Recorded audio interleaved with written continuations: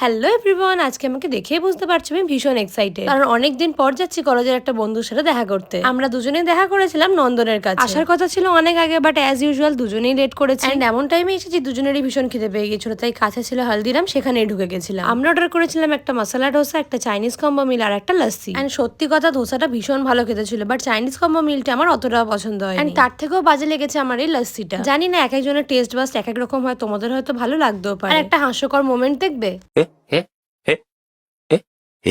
ফার্স্টেও আমাকে নিজেই বললো ওরও ভালো লাগেনি, আর দেন কিছু ফুড ব্লগারের মতো ক্যামেরার সামনে হেব্বি খেতে বলছিল।